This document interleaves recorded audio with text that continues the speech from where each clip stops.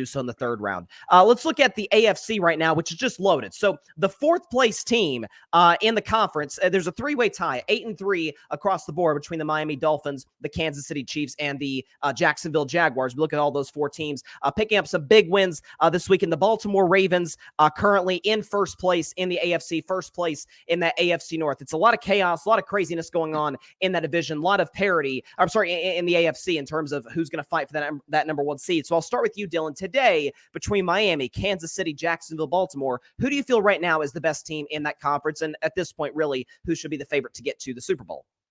If you were listening to my last take, it shouldn't be a surprise I'm going with the Dolphins. Patriot fan, by the way, so I'm trying to be as unbiased as I possibly can. Out of those teams, I do firmly believe that the Dolphins is the best all-around team. You know, you look at the Chiefs, Patrick Mahomes is the main guy on that offense without a doubt. Travis Kelce hasn't been producing like he should be, and the defense has been carrying the Chiefs a lot in that sense. And I feel the Ravens more or less is kind of parallel in that aspect too, where you have a star quarterback. Receiving core is kind of decent. Of course, Mark Andrews going down definitely hurts them, and they have a great defense.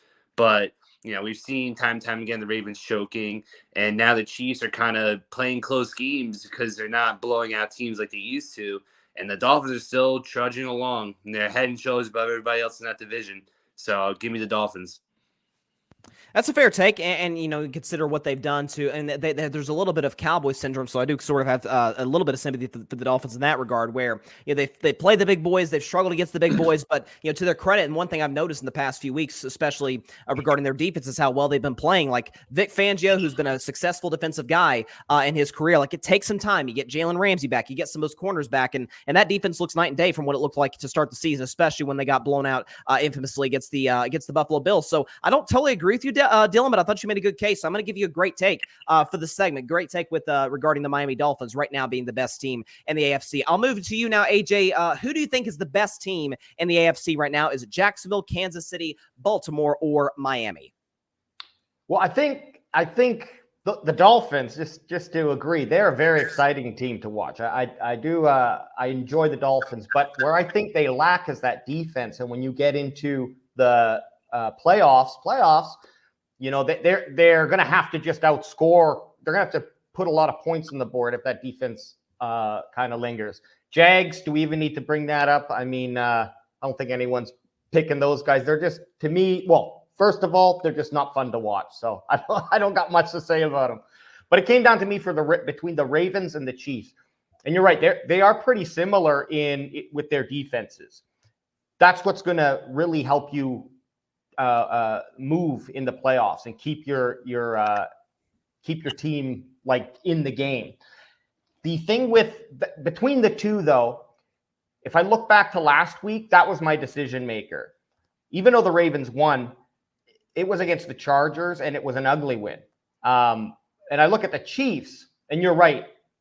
I still think they're a dynamic duo, Mahomes and Kelce, but they have no one else. They've got a bunch of what was until last game, a bunch of fourth wide receivers. But I think Rashee Rice has kind of changed that with his last game. I think he's coming in, and if he can continue what he's doing to the end of the season, that's going to really improve their offense.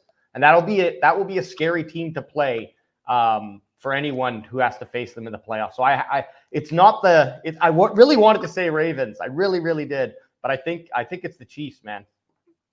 They're in a great spot, and I do tend to agree with you that, you know, when you consider the wide receivers, like people freak out about, you know, last year they had Juju Smith-Schuster. Now, albeit he's playing with Mac Jones, poor guy, I feel bad for him. But he's got 150 yards receiving. Not a shot at you, Dylan, or your team or anything, but I'm just trying to keep it real on this show. But 150 yards receiving somewhere around that ballpark, and you know, you eliminate him. That there's no way that he made that big of an impact for the Chiefs receiving core. And you mentioned the rookie Rashee Rice, AJ, who's playing really good football right now and played well, over 100 yards receiving against the Raiders. So AJ, I will also give you a great take for the segment, because I do agree. Like, if the problem for the Chiefs, I've been saying this all season long, if the problem for the Kansas City Chiefs is offense, my guess is they're probably going to correct that by season's end, and their defense has been spectacular all season long. So great take there by AJ. Finally, with you, John, who do you think's the best team in the AFC? Is it Miami, Kansas City, Jacksonville, or Baltimore? Definitely not Jacksonville. Miami is probably the scariest team in the AFC, probably in the league overall, because like you said, where they could put up points and their defense is, top 10 defense or whatever. But, you got the defending champs, man. Like you said, it might not be winning pretty, but they win them games. And just like he said, Rice is coming along, man. They drafted him high. You know what I mean? The last couple of weeks, he been, going up as far as receiving and targets and all that. So he's doing his thing over there, and they still gelling.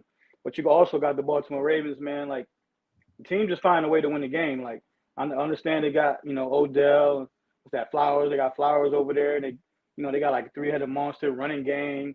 Andrews is definitely going to be a big, big loss. But I think if you were to say today, you know what I mean, I would say Baltimore overall. Like I said, their wins are a little more solid.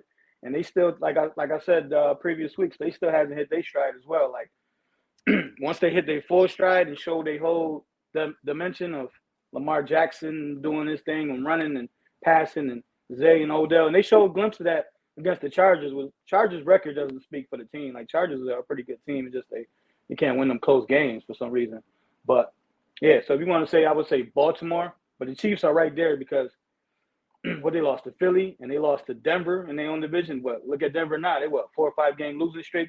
So, them losses are looking, a little better, at the moment, So it's a close tie. But if we talking about right now, best team in the AFC, I say Baltimore. But if you say who I trust more, it's the team like I got right here, Red, Kansas City. That's fair. I mean, listen, the trust is warranted. They have obviously won 2 of the last 4 championships, been to 3 of the last 4 Super Bowls. But, listen, when you consider what Baltimore's doing, Lamar Jackson is playing solid football. Todd Monken, the new OC, has really kind of allowed Lamar to flourish much more as a passer than Greg Roman, the previous OC, used to do. And Odell looks more and more comfortable by the week. Like, that's the thing. If you're a Ravens fan, you got to feel really good about it. Is Odell looks as healthy as he's looked really since his days with the LA Rams. Zay Flowers showed you that explosiveness there in the fourth quarter against the Chargers. So, again, we are exiting the second round. Ladies and gentlemen, we have a 3-way tie. John, great take. Different takes across the board. Nobody agrees with the same guy, but we're tied at 500 across the board moving into our third round. So